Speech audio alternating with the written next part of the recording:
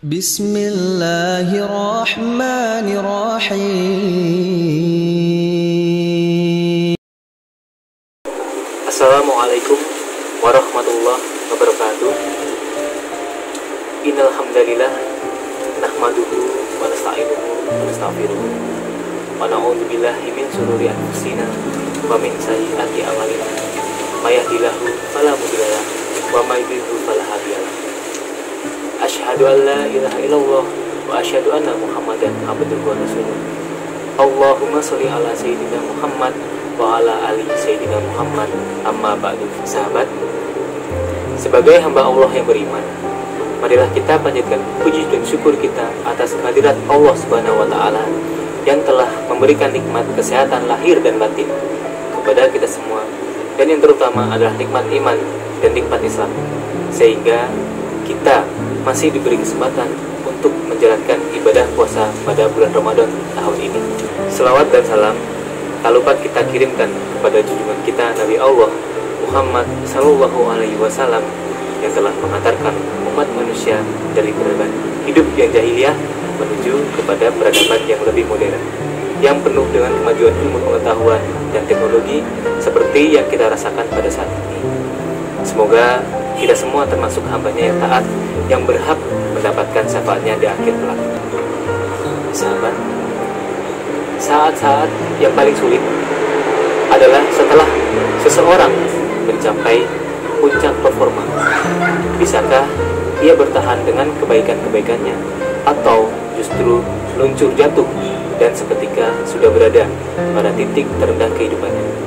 Maka seperti kata Anies Mata dalam buku 8 Mata Air Kecemerlangan, persoalan paling berat yang kita hadapi sesungguhnya bukanlah mendaki gunung, tetapi bagaimana bertahan di puncak gunung itu hingga akhir hayat. Hal ini tidak hanya berlaku dalam keseluruhan akumulasi usia kita, tetapi ia juga berlaku dalam setiap proses kehidupan dan periode hidup kita. Siklus tahunan adalah salah satunya, dan kita sering tidak mampu mempertahankannya di sini. Sepanjang bulan Ramadan ini, sebagian besar dari kita mengalami perbaikan yang signifikan.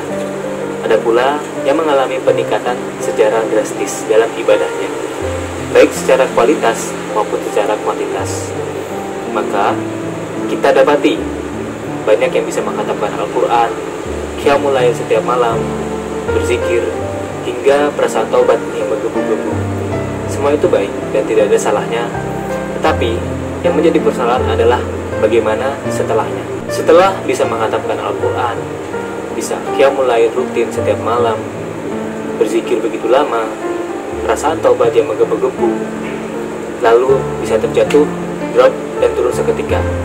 Bahkan di awal-awal bulan Syawal, penurunan itu sudah bisa terasa. Dan semakin jauh dari Idul Fitri, kualitas dan kuantitas ibadah juga semakin turun jauh dari puncak performanya. Sesungguhnya, di antara tanda-tanda keberhasilan Ramadan bagi seorang muslim adalah tatkala ia membawa kebaikan-kebaikan dan peningkatan ibadah di bulan mulia itu ke dalam bulan-bulan setelahnya.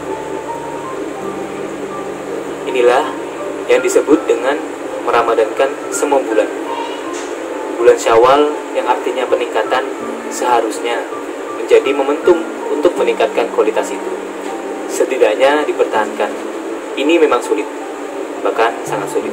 Tetapi jika kita ingin menjadi pribadi yang senantiasa memperbaiki diri dan mendapatkan cinta Allah Subhanahu wa taala, maka tidak ada pilihan lain. Dikutip dari hadis riwayat Muslim, amal yang paling dicintai Allah adalah amal yang dikerjakan pelakunya secara rutin meskipun sedikit. Inilah persoalan kita. Bagaimana agar kita tetap mampu bertahan di puncak, tidak turun drastis, apalagi terjun bebas dan tenggelam dalam keburukan. Maka berbahagialah mereka yang mampu bertahan dalam kebiasaan tilawahnya. Berbahagialah mereka yang mampu bertahan dalam zikir dan tafakurnya. Berbahagialah mereka yang mampu bertahan dalam kebiasaan qiyamul lail, salat sunnah, dan sedekah. Dan salah satu yang disunahkan Rasulullah Shallallahu Alaihi Wasallam di bulan ini adalah puasa Syawal. 6 hari puasa sunnah Syawal setelah genap berpuasa sebulan Ramadan. Dinilai Allah seperti puasa setahun. Itu salah satu sarana yang disediakan Allah agar kita terjaga dalam kebaikan dan kesucian jiwa. Maka berbahagialah mereka yang mencucikan jiwa. Sahabat, mungkin hanya itu saja yang dapat saya sampaikan. Jika ada salah kata, mohon maaf. Billahi taufiq wal hidayah. Wassalamualaikum warahmatullahi wabarakatuh.